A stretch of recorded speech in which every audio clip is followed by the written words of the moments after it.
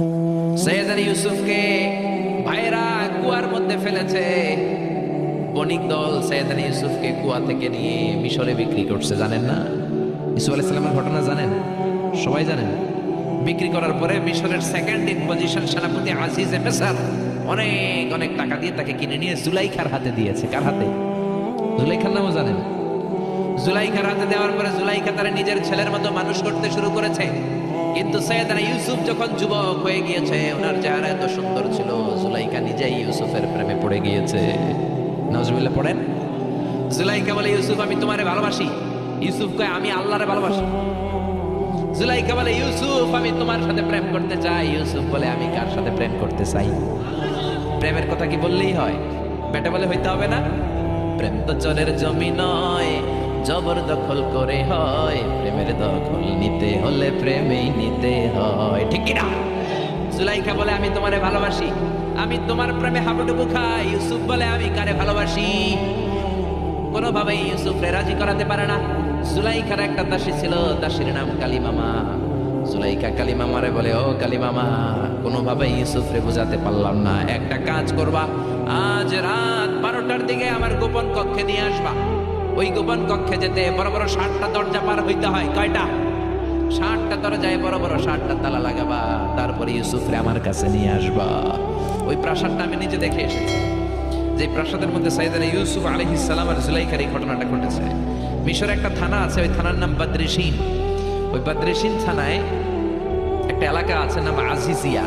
এই আজিজিয়া এলাকাতে এই প্রাসাদ তুফানের কবলে এখন ভেঙে পড়েছে। তার পাশেই আছে সিজনে ইউসুফ, ইউসুফের জেলখানা। এই জেলখানাটাও আমি দেখে এসেছি। এই জেলখানাতে ইউসুফ আলাইহিস সালাম 10 বছর জেলে বন্দী ছিল।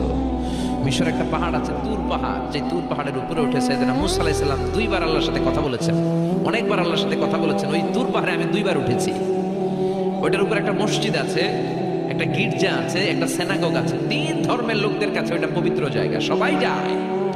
আমরা মুসলমানরাও যাই, ইহুদিরাও যায়। ইহুদিরা সিনাগগে যায় ইবাদত করে, খ্রিস্টানরা চার্চের ভেতরে, গির্জার ভেতরে যায় ইবাদত করে। আমরা মসজিদের ভেতরে যেয়ে জিকির করি কার?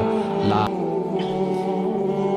এজন্য রব্বুল আলামিনের এমন ক্ষমতা, ছোট্ট বাচ্চার মুখেও জবান দিয়ে দিতে পারে কে? সাইয়েদনা ইউসুফ আলাইহিস সালাম যখন যুবক হয়ে গেলেন, উনার প্রেমে মাতোয়ারা। জুলাইখা মাতোয়ারা হয়ে যখন কোনোভাবেই ইউসুফকে আর কাবু করতে পারে না, তখন সাইয়েদনা ইউসুফকে কাবু করার জন্য কালিমামাকে নির্দেশ দিয়েছে, নিজের দাসীকে নির্দেশ দিয়েছে, কালিমামা আজ রাত 12টায় আমার স্পেশাল প্রাসাদে 60টা দরজার মধ্যে বড় বড় তালা লাগিয়ে তুমি ইউসুফকে নিয়ে আসবা। সাইয়েদনা ইউসুফের কাছে কালিমামা যেয়ে বলে, ও কালিমামা, ও কালিমামা। ইউসুফের কাছে যেয়ে বলে, ইউসুফ জুলাইখা তোমারে ডেকে পাঠিয়েছে। ইউসুফ বলে, রাত বাজে 12টা। জোরে বলেন, কয়টা? এত রাতে কি বলার জন্য ডেকেছে? যাও, আগামীকাল সকালে আমি যে কথা শুনবো। কালিমামা বলে, না না, আগামীকাল সকালে গেলে হবে না, জুলাইখা এখন যেতে বলেছে। কখন? ইউসুফ চোখের পানি ছেড়ে দিয়ে আল্লাহর ডেকে বলে, আল্লাহ ও মাবুদ, জীবনে কোনো অপরাধ করি নাই, আমার বয়স হওয়ার পর থেকে আজ পর্যন্ত কোনো অন্যায় করি নাই। না জানি আজকে আমি আমার ঈমান হারা হয়ে যাই, না জানি আজকে আমি আমার চরিত্রটা হারাই রে মাবুদ। ও আল্লাহ, তোমার উপর তাওয়াক্কুল করে আমি গেলাম। কালিমামা সাইয়েদনা ইউসুফ আলাইহিস সালামকে নিতে লাগলো, আর দরজার মধ্যে বড় বড় এক একটা তালা ঝুলাতে লাগলো। 60টা তালা ঝুলানোর পরে সাইয়েদনা ইউসুফকে স্পেশাল ঘরের মধ্যে ঢুকিয়ে কালিমামা আরেক দরজা দিয়ে বের হয়ে যায়। এখন ওই স্পেশাল গোপন কক্ষের মধ্যে শুধু 2 জন মানুষ, একজন নারী আরেকজন পুরুষ। চিল্লায় বলেন, একজন আরেকজন পুরুষ।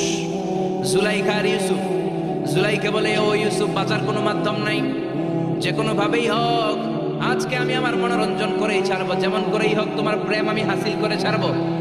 আমি তোমারে ভালোবাসি। সাইয়েদনা ইউসুফ বলে, আমি আল্লাহরে ভালোবাসি। কারে ভালোবাসি? সুবহানাল্লাহ কইবেন না?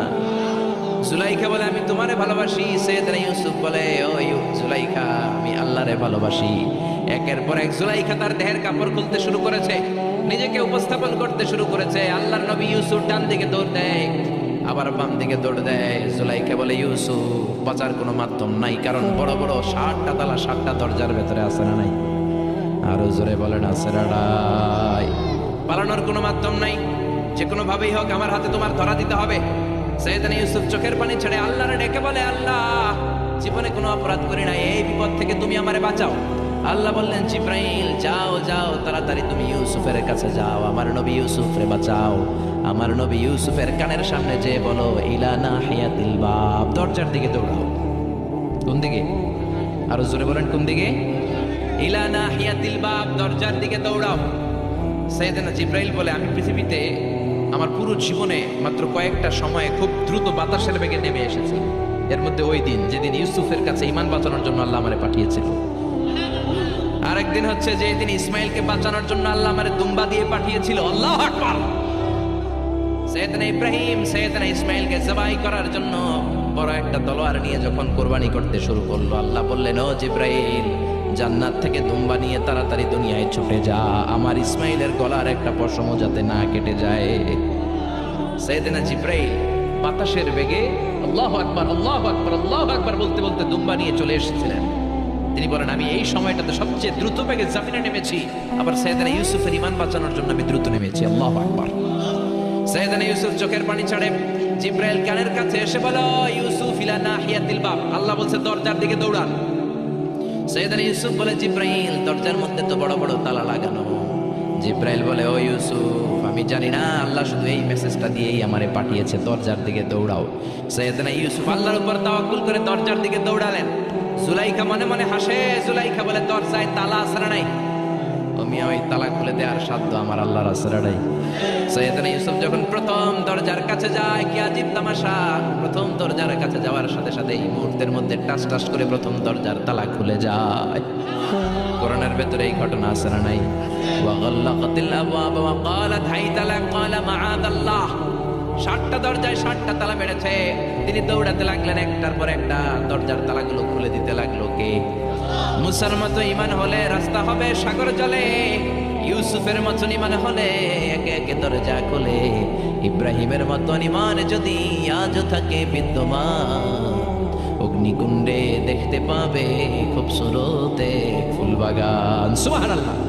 6টা দরজার তালা খুলে যাওয়ার পরে 7ম দরজার সামনে যখন সাইয়েদনা ইউসুফ এসেছে, আল্লাহু আকবার বলে দরজার মধ্যে ধাক্কা দেয়, কিন্তু দরজা খুলে না। পিছন দিয়ে জুলাইখা আছে না নাই? আউলাকে সে পাগলা বেশে জুলাইখাও দৌড় দিয়েছে সাইয়েদনা ইউসুফকে ধরার জন্য। ঠিকই ধরে ফেলেছে। সাইয়েদনা ইউসুফের জামায় ধরে টান দেয়াতে সাইয়েদনা ইউসুফ আলাইহিস সালামের জামার পেছন দিয়ে ছিঁড়ে গিয়েছে। ইন দা মিন টাইম দরজাটাও খুলে গিয়েছে।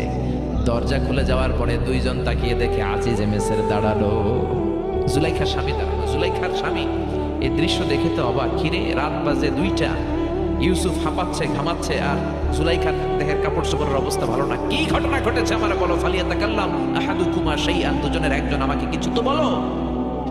কেউ কিছু বলে না। জুলাইখা সামনে এসে বলে আজিজে মেসর, দুধকলা দিয়ে আমরা এতদিন সাপ পুষেছি, আজকে গভীর রাতে 7 দরজায় 7টা তালা মেরে ইউসুফ আমার ইজ্জতহানির জন্য ঘরে হামলা দিয়েছে। হাসান মিসা সুরের মার বড় গলা, যুগে যুগে আছে না নাই? আইজে মেসর বলে তোমার কোনো সাক্ষী আছে? জুলাইখা কয় আছে। কে সাক্ষী? আমার দাসী কালী মামা। এই কালী মামা সত্যি নাকি? কয় 100% সত্য। এরকম সাক্ষী বাংলাদেশেও আছে না নাই? ঘটনার সময় জন্ম হয় নাই, ঘটনার সময় বয়স ছিল 2 মাস, কিন্তু সাক্ষী দেয়।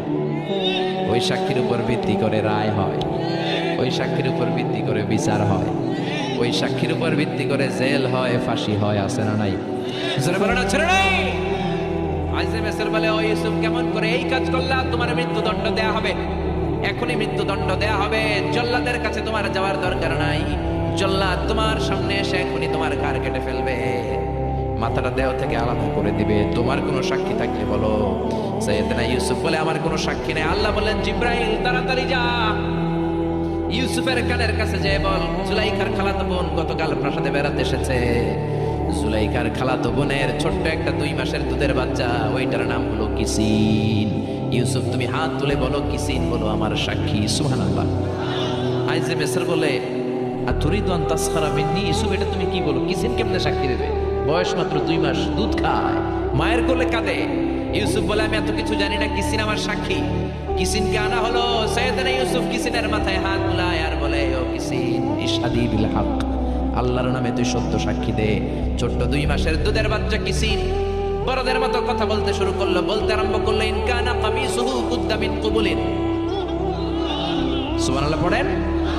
ইন কানা কামিসুহু কুদ্দা মিন ক্বাবলিন ফাসাদাকাত হুয়া মিনাল কাযিবিন ওয়া ইন কানা কামিসুহু কুদ্দা মিন দুবুরিন ফাকাযাবাত হুয়া মিনাস সাদিকিন। ও আজিজে মিসর, ইউসুফের জামা চেক করো, জামার সামনের দিক দিয়ে ছেঁড়া হলে ইউসুফ দোষী, আর জামার পেছনের দিক দিয়ে যদি ছেঁড়া থাকে তোমার বউ জুলাইখা দোষী। সবচেয়ে সুন্দর কণ্ঠ ছিল কোন নবীর জানেন? দাউদ আলাইহিস সালামের।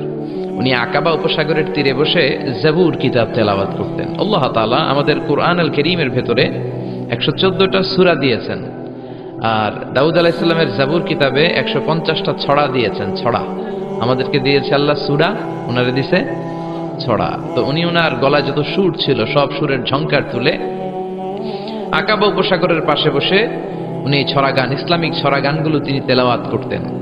আর ওনার কণ্ঠের তেলাওয়াত শুনে আকাশের পাখিগুলো ড্রপ দিয়ে জমিনে নেমে যেত, সাগরের মাছগুলো সাগর ছেড়ে দিয়ে ডাঙ্গায় চলে আসতো। সুবহানাল্লাহ পড়েন। কিন্তু দাউদ আলাইহিস সালামের কণ্ঠ অনেক সুন্দর, তার মানে কিন্তু এই না যে বিশ্বনবীর চেয়েও বেশি সুন্দর, না। The concept should be clear, very clear and crystal clear. এই ধারণাটা স্বচ্ছ থাকতে হবে যে কোনো কিছু দিয়ে বিশ্বনবীর সাথে তুলনা চলে না। সব তুলনা, কম্প্যারিজন, এটা বিশ্বনবীর পরে, বিশ্বনবীর তুলনার ঊর্ধ্বে। There is no any kind of comparison, whether it's the color, body fitness, the tune and melody, the personality. Our prophet, the last messenger Muhammad, is out of any kind of comparison. পড়েন আল্লাহু আকবার। আমার নবী সব তুলনার ঊর্ধ্বে।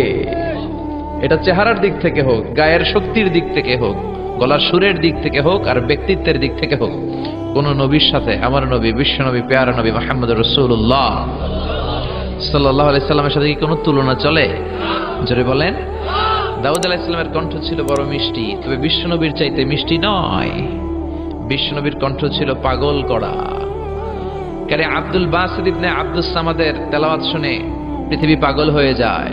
মিশরি রাশেদ আল আফাসির তেলাওয়াত শুনে বিশ্ববাসী পাগল হয়ে যায়। শাইখ আব্দুর রহমান আস-সুদাইসির তেলাওয়াত শুনে বিশ্ববাসী পাগল হয়ে যায়। কারি আব্দুল বাসিত ইবনে আব্দুস সামাদ পাকিস্তানে একটা কনফারেন্সে কোরআনের আয়াত তেলাওয়াত করেছিলেন বিভিন্ন সুরে, সুরের ঝংকার তুলে। ইন্দিরা গান্ধী ছিল চিফ গেস্ট, প্রধান অতিথি। উনি কাঁদতে কাঁদতে বেহুশ হয়ে গেছেন, ওনারে কেউ ধরে রাখতে পারে না। সুবহানাল্লাহ পড়বেন না? জামাল আব্দুল নাসের মিশরের প্রেসিডেন্ট, উনি কারি আব্দুল বাসিত ইবনে আব্দুস সামাদকে সোভিয়েত ইউনিয়ন নিয়ে গেলেন, যেটাকে বর্তমানে আমরা বলি রাশিয়া।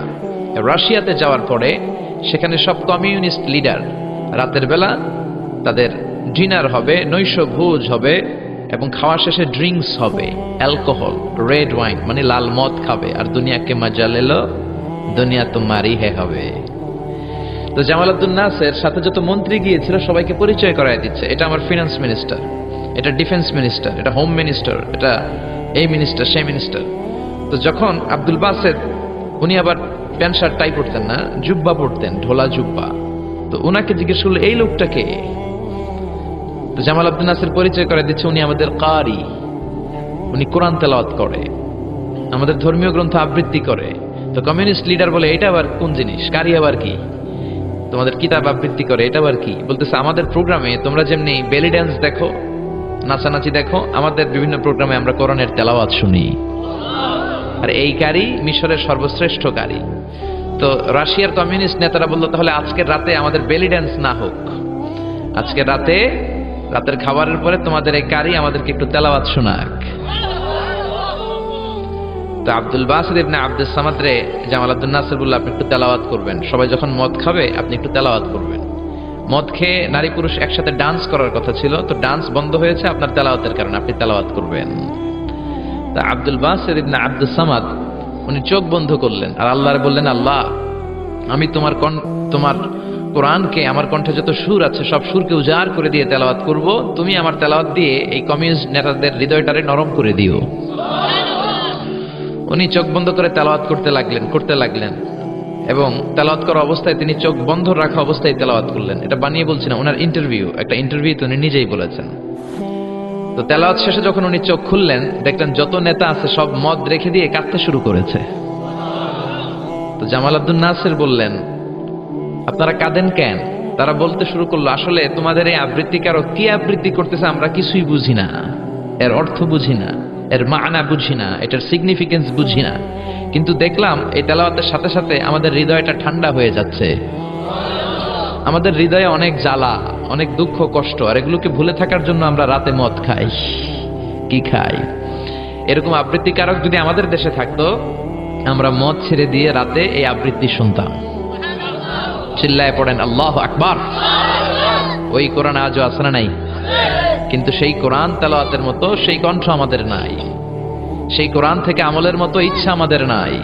আজানের ধ্বনি আজও আছে, কিন্তু বেলালের সেই সুর নাই। ফালসাফা আজও আছে, গাজালির সেই রূহ নাই। ঠিক কিনা? আজও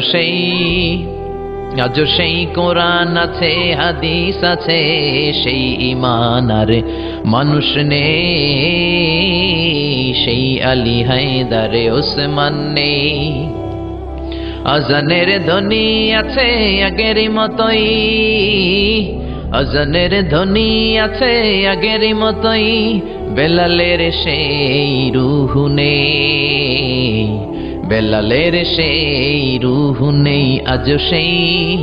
আজ সেই কোরআন আছে, হাদিস আছে, সেই ঈমান আর মানুষ নেই, সেই আলী হায়দার ওসমান নেই। ঠিক কিনা? সেই কোরআন আছে, হাদিস আছে, কিন্তু সেই মানুষগুলো নেই। আল্লাহ আমাদেরকে ওই রকম মানুষ হওয়ার তৌফিক দান করুন। আমরা রব্বুল আলামিন বলেন, ওয়া ক্বাদা রাব্বুকা আল্লা তা'বুদু ইল্লা ইয়্যাহু ওয়া বিল ওয়ালিদাইনি ইহসানা। আমি আল্লাহর স্পেশাল ফয়সালা, আমি আল্লাহর অনড় সিদ্ধান্ত, যেই সিদ্ধান্ত কোনোদিন নড়বে না, যেই ফয়সালার কোনো নড়চড় হবে না, ওই ফয়সালার প্রথম ফয়সালা হলো ইবাদত হবে একজনের, তিনি কে? আবার আল্লাহ বললেন, মানব জাতি, জিন জাতি, এই দুইটা জাতিকে আমি সৃষ্টি করেছি শুধু আমার ইবাদতের জন্য। ঠিক কিনা? আমা খালাকাতুল জিন্না ওয়াল ইনসা ইল্লা লিয়াবুদুন। মানব জাতি, জিন জাতি সৃষ্টির মূল উদ্দেশ্য, লক্ষ্য শুধুমাত্র আমি আল্লাহর ইবাদত করা। সুবহানাল্লাহ। আবার এই পৃথিবীতে যত নবীরা এসেছেন, সব নবীদেরও একই দাওয়াত ছিল, কমন দাওয়াত, কমন মিশন, কমন কথা। ইয়া কওমি ইবুদুল্লাহা মা লাকুম মিন ইলাহিন গায়রুহু। ও আমার কওমের লোকেরা, ও আমার উম্মতেরা, ও আমার স্বজাতির লোকেরা, খবরদার, ইবাদত করলে একজনের করবা, তিনি কে? তাহলে আল্লাহর প্রথম ফয়সালা ইবাদত হবে, জিকির হবে, সেজদা দিতে হবে একজনকে, তিনি কে? জিকির করবেন কার? চাইবেন কার কাছে? নাকি খাজা বাবার কাছে, নাকি ল্যাংটা বাবা? কেউ ফিরে না খালি হাতে, খাজারে তোর দরবারেতে। বলে না, বলে না, বলে না? আরে কত দরবার থেকে কত মানুষ খালি হাতে ফিরে আসে। দামি মোবাইল নিয়ে ঢুকছে, চোরে মোবাইল চুরি করে নিয়ে গেছে, এখন মোবাইল তো নাই, খালি হাতে ফিরে আসে, কি করবে? দামি জুতা নিয়ে ঢুকছে, জুতা চুরি হয়ে যায়, ধাক্কা ধাক্কিতে জুতা চুরি হয়, তো খালি পায়ে ফিরে আসে, আসে না নাই? আমি একটা দরবার থেকে কেউ কোনোদিন খালি হাতে ফিরে না। দরবারটা কার দরবার? কেউ ফিরে না খালি হাতে, আল্লাহরে তোর দরবারেতে। বলেন, কেউ ফিরে না। এজন্য আল্লাহ বলেন, আমার দরবার এমন দরবার 24 ঘন্টা খোলা, মাসের 30 দিন খোলা, বছরের 365 দিন খোলা, সারা জীবন খোলা। যখনই চাইবা তোমার ডাকে সাড়া দিবে কে? কেউ যেটা পারে না পারে কে? কেউ যেটা দেয় না দেয় কে? কেউ যেটা শুনে না শুনে কে? আমরা কি সব শুনি? সব শুনে কে? আরো জোরে বলেন, কে? ওই যে দেবিদ্বারে কি হইতেছে আপনি শুনতেছেন, মুরাদনগরে কি হয় আপনি শুনেন, আপনি দেখেন, ঢাকায় কি হয় আপনি শুনেন, কোন জায়গায় কি ঘটতেছে আপনি জানেন, কিন্তু কেউ যেটা জানে না জানে কে? এত উপর থেকে, 7 আকাশের উপরে, সিদরাতুল মুনতাহার উপরে, লাউহে মাহফুজের উপরে, বাইতুল মামুরের উপরে, আরশ, কুরসি, তার 70,000 নূরের পর্দার উপর থেকে তিনি এমন কুদরতি নজর দেন, সপ্ত জমিনের নিচেও যদি কোনো পিঁপড়া হাঁটে, আল্লাহ পিঁপড়ার পায়ের আওয়াজটাও শুনতে পায়। এজন্য আল্লাহ বলে, গোলাম, ইবাদত হবে শুধুমাত্র আমার। শুধুমাত্র কার? আল্লাযী ইউবাদ, যার ইবাদত করা হয়, যিনি ইবাদতের যোগ্য, তিনি হলেন মাবুদ। আমাদের মাবুদ একজন, তিনি কে? এজন্য প্রত্যেক নামাজে আমরা আল্লাহরে বলি, ইহদিনাস সিরাতাল মুস্তাকিম। ও আল্লাহ, আমাদেরকে তুমি সিরাতুল মুস্তাকিম দাও। আল্লাহ বলে, আমার ইবাদত কর। আমার ইবাদত করলে এটাই সিরাতুল মুস্তাকিম। সুবহানাল্লাহ কইবেন না? ওয়া আনি'বুদুনি হাদা সিরাতুম মুস্তাকিম, আমি এক আল্লাহর ইবাদত করলে তোমাদেরকে সিরাতুল মুস্তাকিম দিবে কে? এজন্য আল্লাহর ফয়সালা দুইটা, চিৎকার করে বলেন কয়টা? প্রথম ফয়সালা হলো ইবাদত একজনের, তিনি কে? وَقَضَى رَبُّكَ أَلَّا تَعْبُدُوا إِلَّا إِيَّاهُ وَبِالْوَالِدَيْنِ إِحْسَانًا। আমি আল্লাহর স্পেশাল ফয়সালা, বিশেষ ঘোষণা, অনর ঘোষণা, অনর সিদ্ধান্ত, ইবাদত হবে একমাত্র শুধুমাত্র কেবলমাত্র আমার আল্লাহর। কার? তাহলে আল্লাহর প্রথম সিদ্ধান্ত, আল্লাহ ছাড়া অন্য কাউর ইবাদত করা যাবে না, অন্য কাউকে সেজদা দেয়া যাবে না। কিন্তু কিছু লোক আছে মসজিদে আল্লাহরও সেজদা দেয়, এই যে মসজিদ ঢুকে আল্লাহর সেজদা দিবে, আর আশেপাশে মাজার থাকলে মাজারে জয় সেজদা দেয়, আছে না নাই? মহিলারা বেশি দেয়, আমাদের মহিলারা দুই জায়গায় বেশি যায়, এক যায় মাজারে, দুই যায় বাজারে, ঠিক কিনা? মসজিদে তাদের জায়গা নাই, মাহফিলের প্যান্ডেলে মহিলাদের জন্য প্যান্ডেল হয় না, এজন্য কই যাবে? যায় বাজারে আর মাজারে, আছে না নাই? সেজদা দিয়ে মুশরিকদের কাতারে নাম তোলে। যদি জিজ্ঞেস করেন মায়েরা কেন যান, বলবে আমার সন্তান হয় না। কেউ বলবে আমার 5টা মাইয়া, এখন পোলা লাগবো, বাচ্চার জন্য দরবারে যায়। দরবারে গেলে বাচ্চা হয়? তাহলে ছাগলের যে বাচ্চা হয়, ছাগলে কোন দরবারে যায়? গাভী যে প্রতি বছর একটা করে বাছুর দেয়, গাভী কোন দরবারে গেল? কথা কি আপনাদের মাথায় ঢুকে? এজন্য সেজদা পাবার অধিকারী একজন, তিনি কে? আল্লাহ বললেন আমি আল্লাহর প্রথম ফয়সালা, খবরদার এক আল্লাহ ছাড়া অন্য কারো ইবাদত করা যাবে? আল্লাহর প্রথম সিদ্ধান্তের সাথে আমরা একমত না দ্বিমত? সবাই একমত, দ্বিমত পোষণকারী কেউ নাই?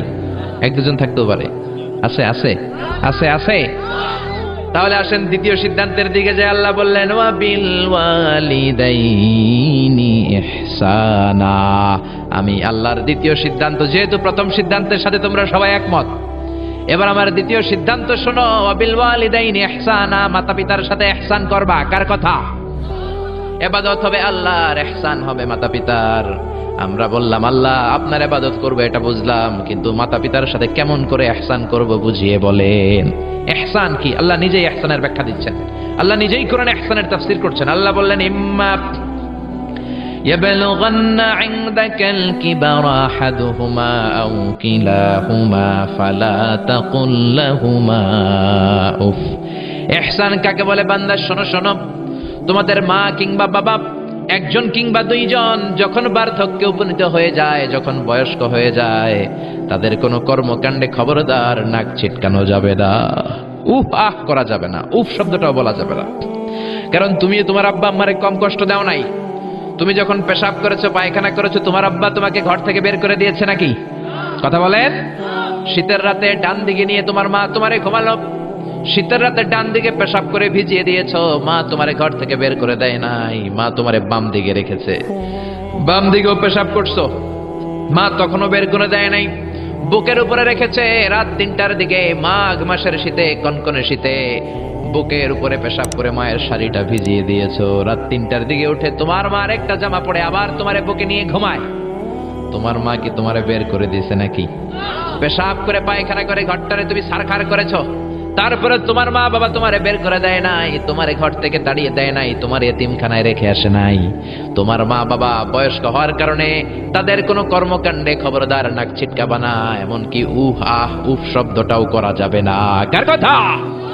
মা বাবা তোমারে ঘর থেকে যেমনি বের করে নাই, মা বাবা যেমনি তোমার এতিমখানায় দিয়ে আসে নাই, তেমনি তোমার মা বাবা যখন বয়স হয়ে যায়, বার্ধক্যে পৌঁছে যায়, মা বাবারে খবরদার বৃদ্ধাশ্রমে দিয়ে এসো না। কার কথা? বৃদ্ধাশ্রম বাংলাদেশে আছে না নাই? ছেলে আমার মস্ত মানুষ, মস্ত অফিসার, মস্ত ফ্ল্যাটে যায় না দেখা এপার ওপার, নানান রকম জিনিস আর আসবাব দামি দামি, সবচেয়ে কম দামি ছিলাম একে মাত্র আমি। ছেলের আবার আমার প্রতি অগাধ সম্ভ্রম, আমার ঠিকানা তাই বৃদ্ধাশ্রম। ঠিক কি না?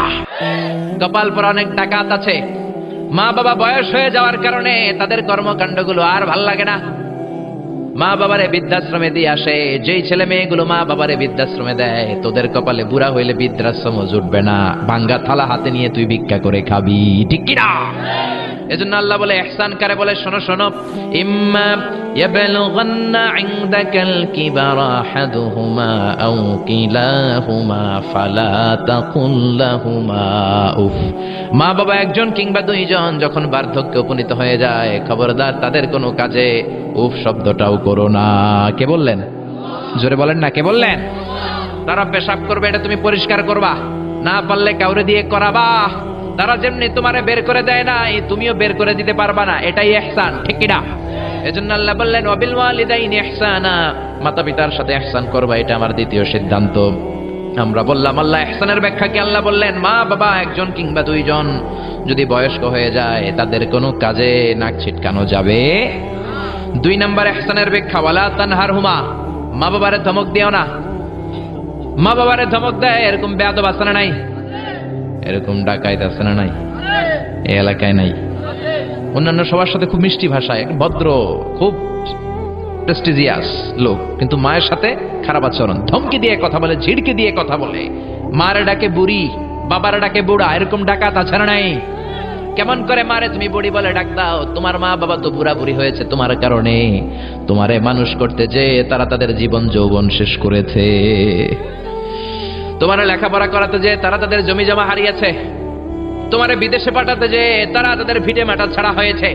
কেমন করে মারে তুমি বুড়ি ডাকো, বাবারে তুমি বুড়া ডাকো? খবরদার, আল্লাহ বললেন ওয়ালা তানহারহুমা, আব্বা আম্মা কাউরে তোমরা ধমক দিও না। ধমক দেয়া যাবে? কথা বলেন। এরপর আল্লাহ বললেন ইহসানের 3 নম্বর ব্যাখ্যা, ওয়াকুল লাহুমা কওলান কারীমা, মা বাবা দুইজনের সাথে ভালো আচরণ করো, কোমল ভাষায় কথা বলো। কার আইন? আইনটা কার? যত কার্টিসি তুমি জানো, যত ভদ্রতা, যত পোলাইটনেস, যত হাম্বলনেস তোমার জানা আছে, সব ভদ্রতাকে উজাড় করে মা বাবার সাথে কথা বলো। চিল্লা এখন, ঠিক কি না?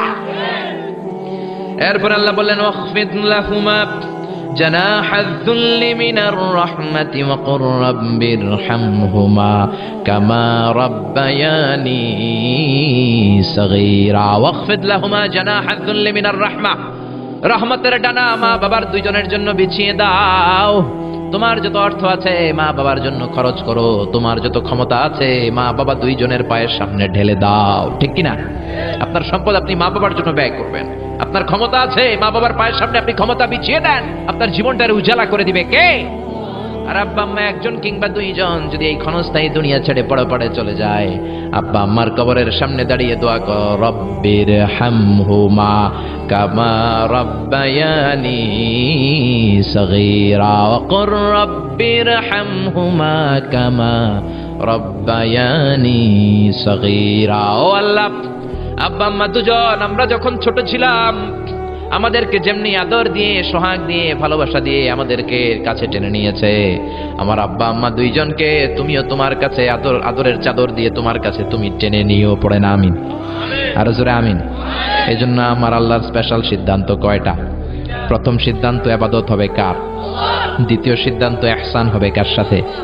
দ্বিতীয় সিদ্ধান্তের সাথে আপনার একমত? এটাও দ্বিমত নাই? এই জন্য ইবাদত হবে আল্লাহর, ইহসান করতে হবে মাতা পিতার সাথে। ইহসান মানে ভালো আচরণ, ইহসান মানে খেদমত করা, ইহসান মানে কোমল ভাষায় কথা বলা, ইহসান মানে মা বাবা বেঁচে না থাকলে কবরের সামনে দাঁড়িয়ে দোয়া করা, ইহসান মানে টাকা পয়সা সব মাতা পিতার পায়ের সামনে বিছিয়ে দেয়া, ঠিক কিনা? এই পৃথিবীতে যত ভালো কাজ আছে, এই সবগুলো ভালো কাজকে যদি একসাথে র্যাঙ্কিং করেন, র্যাঙ্কিং এ উপরের দিকে চলে যাবে মা বাবার খেদমত করেন। সুবহানাল্লাহ। এই জন্য এক সাহাবী বিশ্বনবীরে বললেন, ইয়া রাসূলুল্লাহ, ইয়া হাবিবাল্লাহ, আইয়ুল আ'মালি আফদাল? ও নবী, এই পৃথিবীর বুকে সব চাইতে ভালো আমল কোনটা? বিশ্বনবী বললেন 3টা কাজ পৃথিবীর বুকে সব চাইতে ভালো। জোরে বলেন কয়টা?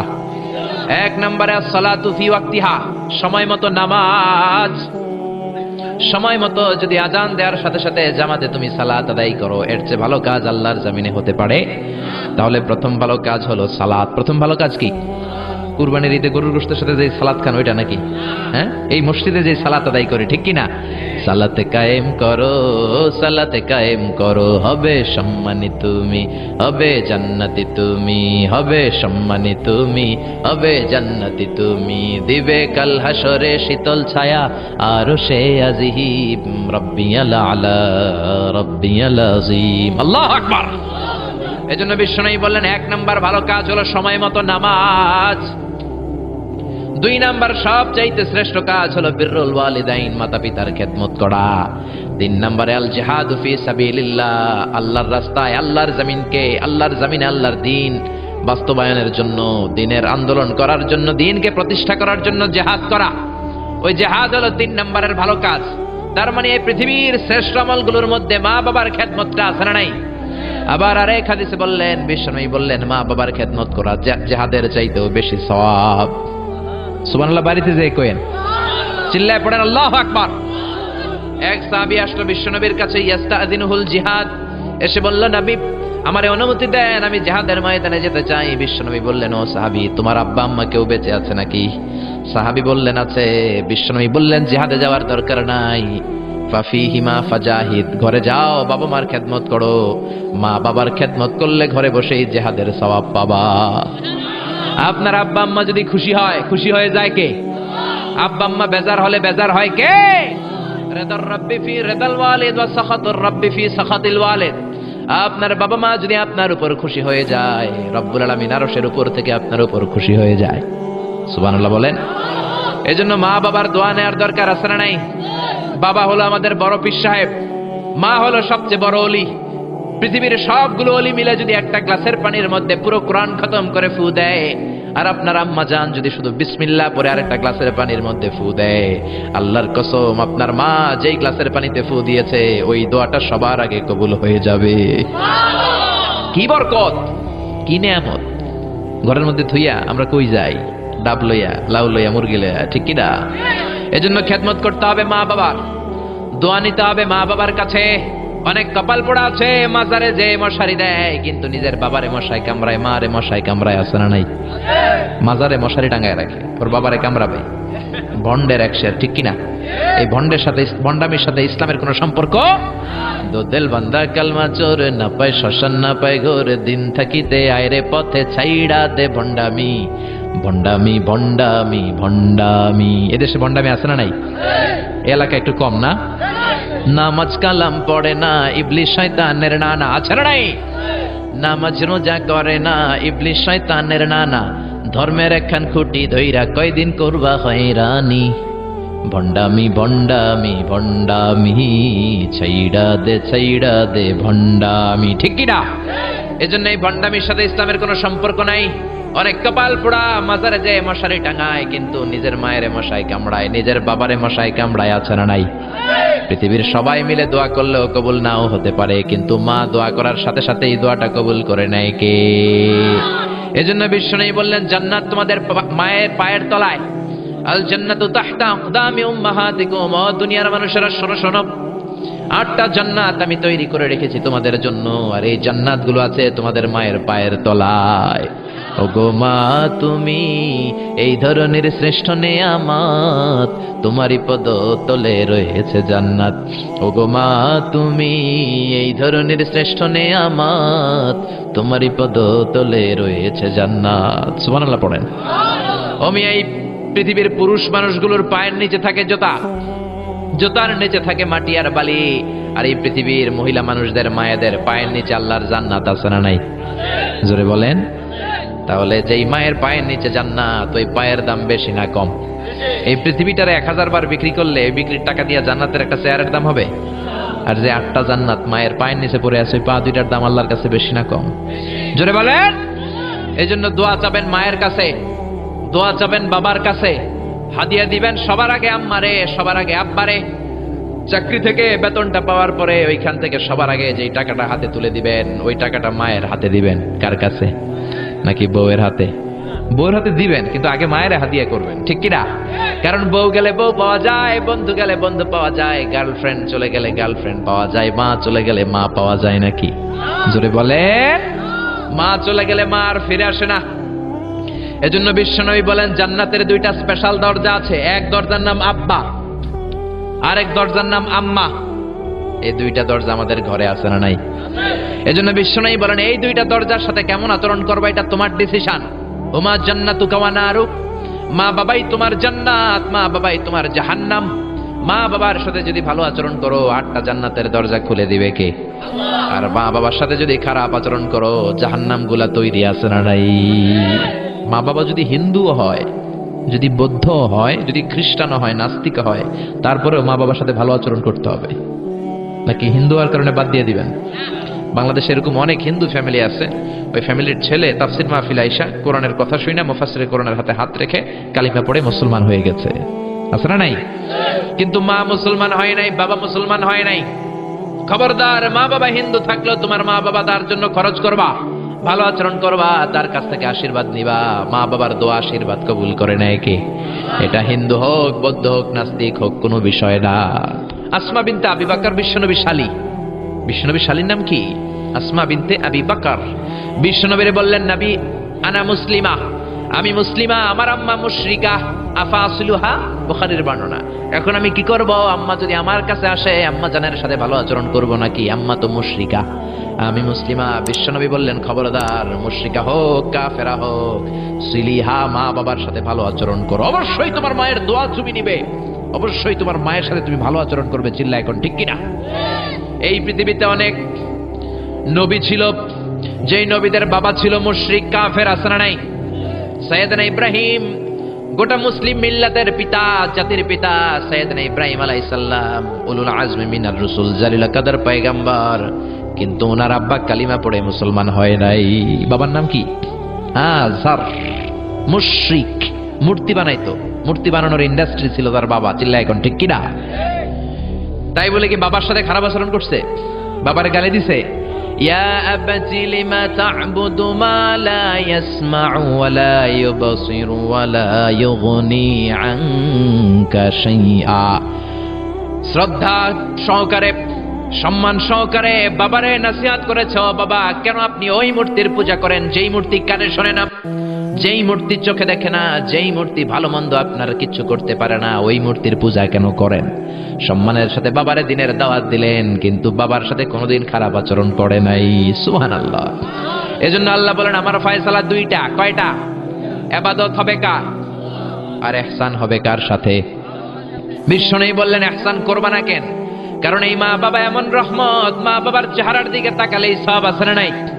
বিশ্বনবী বলতেন, নাযার ইলা সালাসাতি আশিয়া ইবাদাত, তিনটা জিনিসের দিকে রহমতের নজর করে তাকালে আমলনামায় সওয়াব দেয় কে? এক নম্বরে নাযার ইলাল মুসহাফ, কোরআনের দিকে রহমতের নজরে তাকালে সওয়াব আছে না নাই? দুই নম্বরে নাযার ইলাল কাবা, হজ করতে গেলেন, উমরা করতে গেলেন, কাবার দিকে নজর দেওয়ার সাথে সাথে সওয়াব আছে না নাই? তিন নম্বরে নাযার ইলা ওয়াজহিল ওয়ালিদাইন, মাতা পিতার চেহারার দিকে রহমতের নজরে একবার তাকালে কবুল হজের সওয়াব দিবে কে?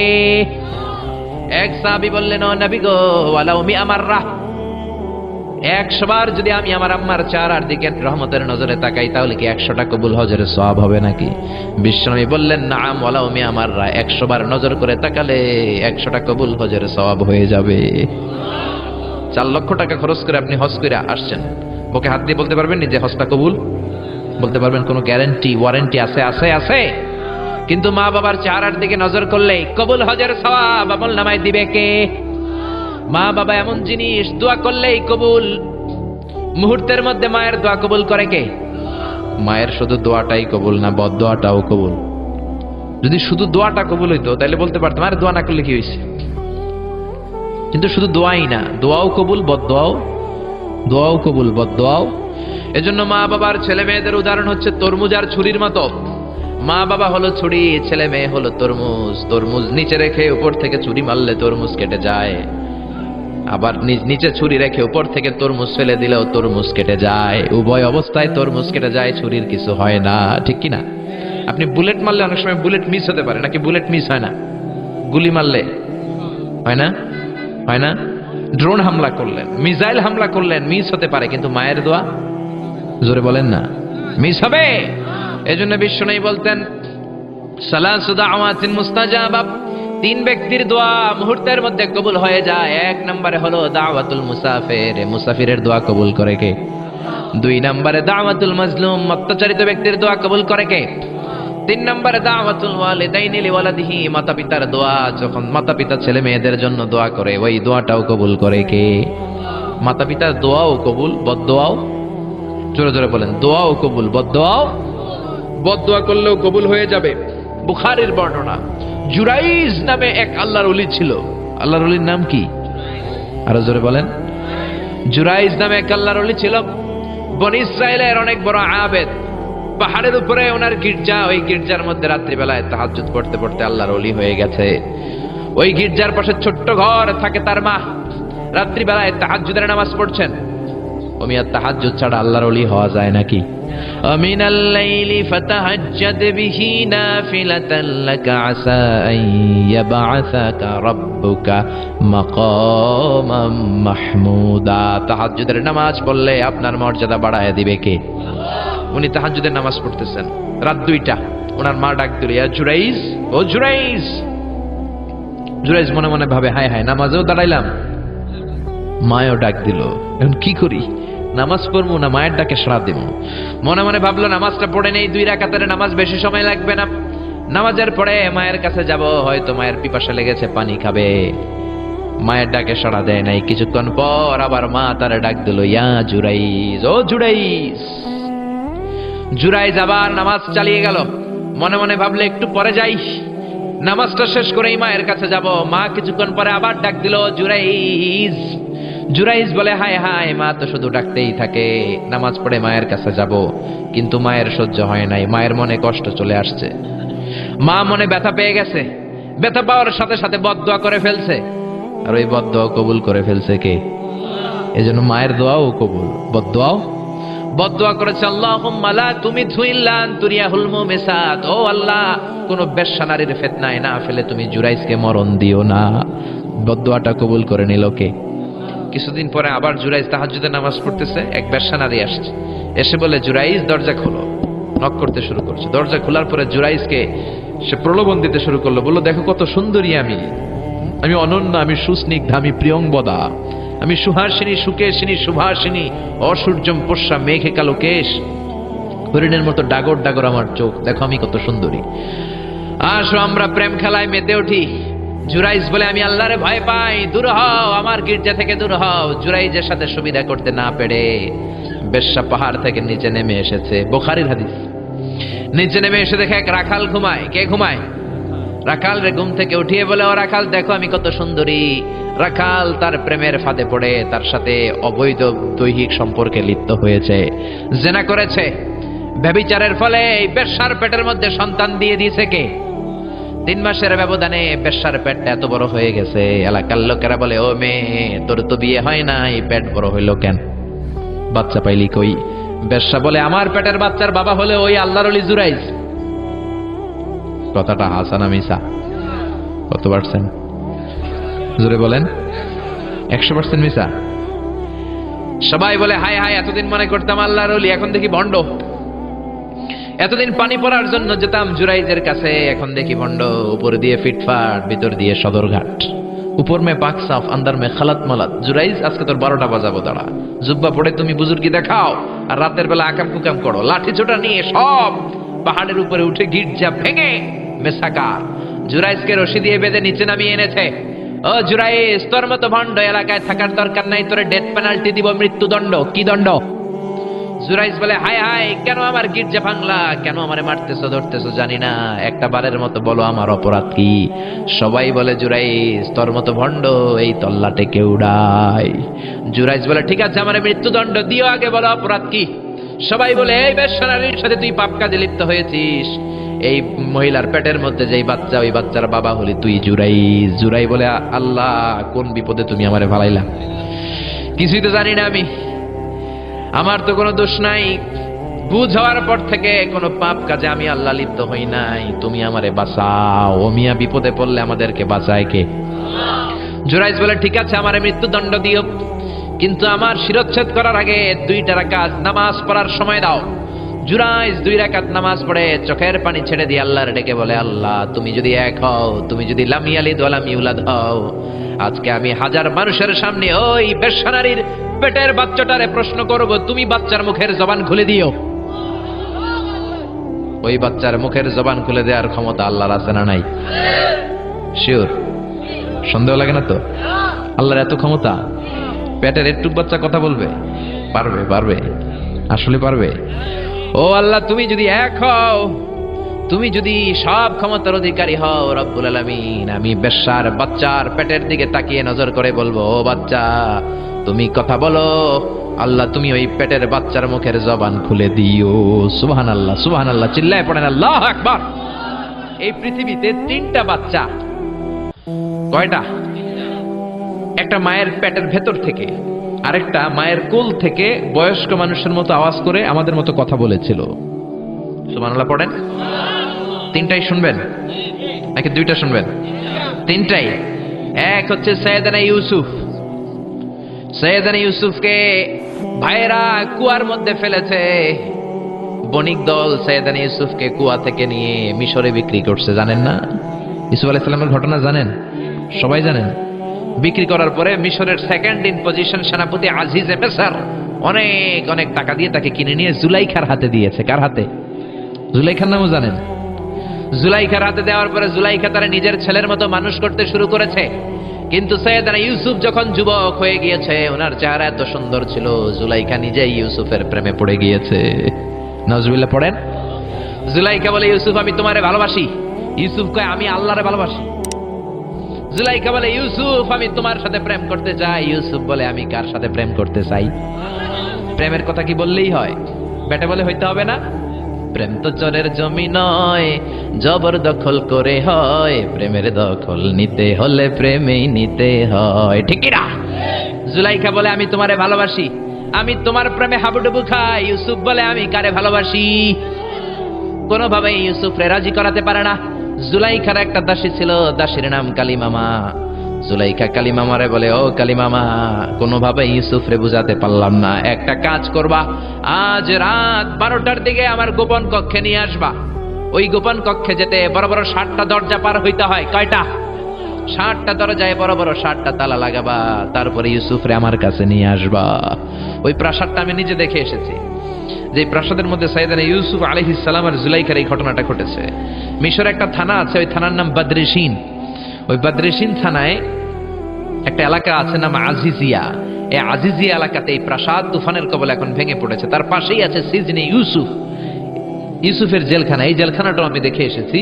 এই জেলখানাতে ইউসুফ আলাইহিস সালাম 10 বছর জেলে বন্দী ছিল। মিশরে একটা পাহাড় আছে তুর পাহাড়, যে তুর পাহাড়ের উপরে উঠে সাইয়েদনা মুসা আলাইহিস সালাম 2বার আল্লাহর সাথে কথা বলেছেন, অনেকবার আল্লাহর সাথে কথা বলেছেন। ওই তুর পাহাড়ে আমি 2বার উঠেছি।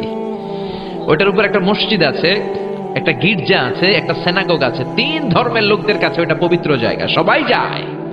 আমরা মুসলমানরাও যাই, ইহুদিরাও যায়। ইহুদিরা সিনাগোগে যায় ইবাদত করে, খ্রিস্টানরা চার্চের ভেতরে গির্জার ভেতরে যায় ইবাদত করে। আমরা মসজিদের ভেতরে যেয়ে জিকির করি কার?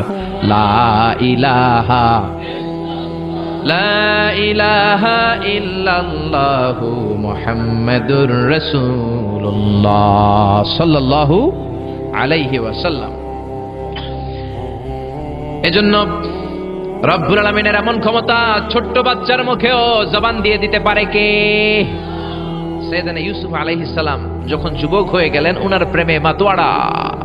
জুলাইখা মাতোয়ারা হয়ে যখন কোনোভাবেই ইউসুফকে আর কাবু করতে পারে না, তখন সাইয়েদনা ইউসুফকে কাবু করার জন্য কালিমামাকে নির্দেশ দিয়েছে, নিজের দাসীকে নির্দেশ দিয়েছে, কালিমামা আজ রাত 12টায় আমার স্পেশাল প্রাসাদে 7টা দরজার মধ্যে বড় বড় তালা লাগিয়ে তুমি ইউসুফকে নিয়ে আসবা। সাইয়েদনা ইউসুফের কাছে কালিমামা যেয়ে বলে, ও কালিমামা, ও কালিমামা। ইউসুফের কাছে যেয়ে বলে, ইউসুফ, জুলাইখা তোমারে ডেকে পাঠিয়েছে। ইউসুফ বলে, রাত বাজে 12টা। জোরে বলেন, কয়টা? এত রাতে কি বলার জন্য ডেকেছে? যাও, আগামীকাল সকালে আমি যে কথা শুনবো। কালিমামা বলে, না না, আগামীকাল সকালে গেলে হবে না, জুলাইখা এখন যেতে বলেছে। কখন? ইউসুফ চোখের পানি ছেড়ে দিয়ে আল্লাহর ডেকে বলে, আল্লাহ, ও মাবুদ, জীবনে কোনো অপরাধ করি নাই, আমার বয়স হওয়ার পর থেকে আজ পর্যন্ত কোনো অন্যায় করি নাই। না জানি আজকে আমি আমার ঈমান হারা হয়ে যাই, না জানি আজকে আমি আমার চরিত্রটা হারাই রে মাবুদ। ও আল্লাহ, তোমার উপর তাওয়াক্কুল করে আমি গেলাম। কালিমামা সাইয়েদনা ইউসুফ আলাইহিস সালামকে নিতে লাগলো, আর দরজার মধ্যে বড় বড় এক একটা তালা ঝুলাতে লাগলো। 7টা তালা ঝুলানোর পরে সাইয়েদনা ইউসুফকে স্পেশাল ঘরের মধ্যে ঢুকিয়ে কালিমামা আরেক দরজা দিয়ে বের হয়ে যায়। এখন ওই স্পেশাল গোপন কক্ষের মধ্যে শুধু 2 জন মানুষ, একজন নারী আরেকজন পুরুষ। চিল্লায় বলেন, একজন আরেকজন পুরুষ। জুলাইখা আর ইউসুফ। জুলাইখা বলে, ও ইউসুফ, বাঁচার কোনো মাধ্যম নাই, যে কোনো ভাবেই হোক আজকে আমি আমার মনোরঞ্জন করেই ছাড়বো, যেমন করেই হোক তোমার প্রেম আমি হাসিল করে ছাড়বো। আমি তোমারে ভালোবাসি। সৈয়দনা ইউসুফ বলে আমি আল্লাহরে ভালোবাসি। কারে ভালোবাসি? সুবহানাল্লাহ কইবেন না? জুলাইখা বলে আমি তোমারে ভালোবাসি। সৈয়দনা ইউসুফ বলে ও জুলাইখা আমি আল্লাহরে ভালোবাসি। একের পর এক জুলাইখা তার দেহের কাপড় খুলতে শুরু করেছে, নিজেকে উপস্থাপন করতে শুরু করেছে। আল্লাহর নবী ইউসুফ ডান দিকে দৌড় দেয়, আবার বাম দিকে দৌড় দেয়। জুলাইখা বলে ইউসুফ বাঁচার কোনো মাধ্যম নাই, কারণ বড় বড় 60টা তালা 60টা দরজার ভেতরে আছে না নাই? আরো জোরে বলেন আছে রাড়াই। পালানোর কোনো মাধ্যম নাই, যে কোনো ভাবেই হোক আমার হাতে তোমার ধরা দিতে হবে। সৈয়দনা ইউসুফ চোখের পানি ছেড়ে আল্লাহরে ডেকে বলে আল্লাহ জীবনে কোনো অপরাধ করি নাই, এই বিপদ থেকে তুমি আমারে বাঁচাও। আল্লাহ বললেন জিব্রাইল যাও যাও তাড়াতাড়ি তুমি ইউসুফের কাছে যাও, আমার নবী ইউসুফরে বাঁচাও। আমার নবী ইউসুফের কানের সামনে যে বলো ইলানা হায়াতিল বাব, দরজার দিকে দৌড়াও। কোন দিকে? আরো জোরে বলেন কোন দিকে? ইলানা হায়াতিল বাব, দরজার দিকে দৌড়াও। সাইয়েদনা জিব্রাইল বলে আমি পৃথিবীতে আমার পুরো জীবনে মাত্র কয়েকটা সময়ে খুব দ্রুত বাতাসের বেগে নেমে এসেছিলাম, এর মধ্যে ওই দিন যেদিন ইউসুফের কাছে ঈমান বাঁচানোর জন্য আল্লাহ আমারে পাঠিয়েছিল। আরেকদিন হচ্ছে যে দিন ইসমাইলকে বাঁচানোর জন্য আল্লাহ আমারে দুম্বা দিয়ে পাঠিয়েছিল। আল্লাহু আকবার। সাইয়েদনা ইব্রাহিম সাইয়েদনা ইসমাইলকে জবাই করার জন্য বড় একটা তলোয়ার নিয়ে যখন কুরবানি করতে শুরু করলো, আল্লাহ বললেন ও জিব্রাইল জান্নাত থেকে দুম্বা নিয়ে তাড়াতাড়ি দুনিয়ায় ছুটে যা, আমার ইসমাইলের গলার একটা পশমও যাতে না কেটে যায়। সাইয়েদনা জিব্রাইল বাতাসের বেগে আল্লাহু আকবার আল্লাহু আকবার আল্লাহু আকবার বলতে বলতে দুম্বা নিয়ে চলে এসেছিলেন। তিনি বলেন আমি এই সময়টাতে সবচেয়ে দ্রুত বেগে জমিনে নেমেছি, আবার সাইয়েদনা ইউসুফের ঈমান বাঁচানোর জন্য আমি দ্রুত নেমেছি। আল্লাহু আকবার। সাইয়েদনা ইউসুফ চোখের পানি ছাড়ে জিব্রাইল কানের কাছে এসে বলো ইউসুফ ইলা নাহিয়াতিল বাব, আল্লাহ বলছে দরজার দিকে দৌড়ান। সাইয়েদনা ইউসুফ বলে জিব্রাইল দরজার মধ্যে তো বড় বড় তালা লাগানো। জিব্রাইল বলে ও ইউসুফ আমি জানি না, আল্লাহ শুধু এই মেসেজটা দিয়েই আমারে পাঠিয়েছে, দরজার দিকে দৌড়াও। সাইয়েদনা ইউসুফ আল্লাহর উপর তাওয়াক্কুল করে দরজার দিকে দৌড়ালেন। জুলাইখা মনে মনে হাসে। জুলাইখা বলে দরজায় তালা আছে না নাই? আমি ওই তালা খুলে দেওয়ার সাধ্য আমার আল্লাহর আছে না নাই? সাইয়েদনা ইউসুফ যখন প্রথম দরজার কাছে যায়, কি আজীব তামাশা, প্রথম দরজার কাছে যাওয়ার সাথে সাথেই মুহূর্তের মধ্যে টাস টাস করে প্রথম দরজার তালা খুলে যায়। কোরআনের ভেতরে এই ঘটনা আছে না নাই? ওয়া গাল্লাকাতিল আবওয়াব ওয়া ক্বালাত হাইতা লাক ক্বালা মাআযাল্লাহ। 60টা দরজায় 60টা তালা মেরেছে।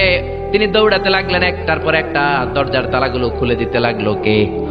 মুসার মতো ঈমান হলে রাস্তা হবে সাগর জলে, ইউসুফের মতন ঈমান হলে একে একে দরজা খুলে।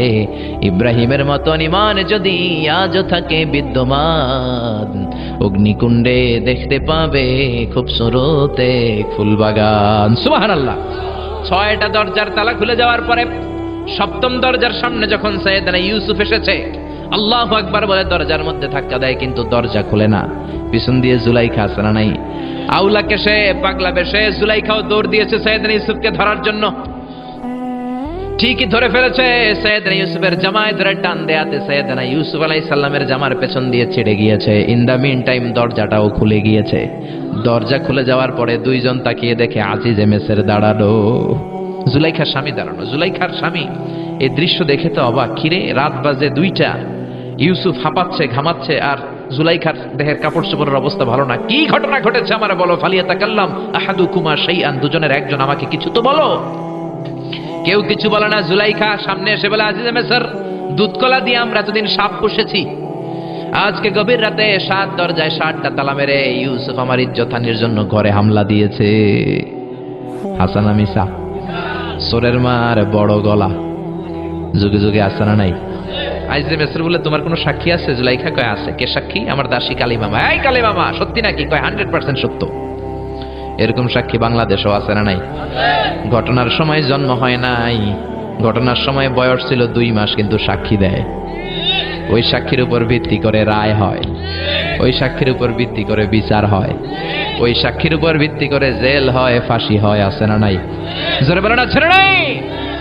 আজিজে মেসর বলে ও ইউসুফ কেমন করে এই কাজ করলা? তোমার মৃত্যুদণ্ড দেয়া হবে, এখনই মৃত্যুদণ্ড দেয়া হবে। জল্লাদের কাছে তোমার যাওয়ার দরকার নাই, জল্লাদ তোমার সামনে এসে এখনই তোমার ঘাড় কেটে ফেলবে, মাথাটা দেহ থেকে আলাদা করে দিবে। তোমার কোনো সাক্ষী থাকলে বলো। সাইয়েদনা ইউসুফ বলে আমার কোনো সাক্ষী নেই। আল্লাহ বললেন জিব্রাইল তাড়াতাড়ি যা, ইউসুফের কানের কাছে যে বল জুলাইখার খালাতো বোন গতকাল প্রাসাদে বেড়াতে এসেছে। জুলাইখার খালাতো বোনের ছোট্ট একটা 2 মাসের দুধের বাচ্চা, ওইটার নাম হলো কিসিন। ইউসুফ তুমি হাত তুলে বলো কিসিন হলো আমার সাক্ষী। সুবহানাল্লাহ। আইজে মেসর বলে আর তুরিদু আন তাসখারা মিন্নি, ইউসুফ এটা তুমি কি বলো, কিসিন কেমনে সাক্ষী দেবে? বয়স মাত্র 2 মাস, দুধ খায়, মায়ের কোলে কাঁদে। ইউসুফ বলে আমি এত কিছু জানি না, কিসিন আমার সাক্ষী। কিসিনকে আনা হলো। সাইয়েদনা ইউসুফ কিসিনের মাথায় হাত বুলায় আর বলে, ও কিসিন ইশহাদি বিল হক, আল্লাহর নামে তুই সত্য সাক্ষী দে। ছোট্ট 2 মাসের দুধের বাচ্চা কিসিন বড়দের মতো কথা বলতে শুরু করলো, বলতে আরম্ভ করলো, ইন কানা কামিসুহু কুদ্দা মিন কুবুলিন। সুবহানাল্লাহ পড়েন।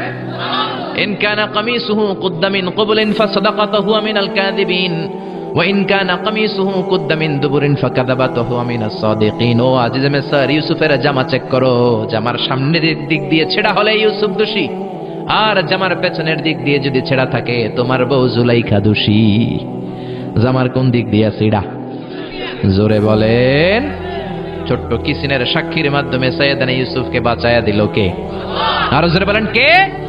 এই একটা বাচ্চা সাক্ষী দিয়েছে। 2 নাম্বার বাচ্চা হচ্ছে সাইয়েদনা ঈসা আলাইহিস সালাম। বলবো সাইয়েদনা ঈসা আলাইহিস সালাম, তার মাকে যখন নষ্ট বলে গালি দেয়া হয়েছে, সাইয়েদনা ঈসা আলাইহিস সালাম হাজার হাজার বনি ইসরাইলের লোকদের সামনে এরকম সাক্ষী দিয়েছে। তিনি আওয়াজ করে বলেছে, ইন্নী আবদুল্লাহি আতানিয়াল কিতাবা ওয়া জাআলানি নবিয়্যা। চিল্লায় পড়েন আল্লাহু আকবার।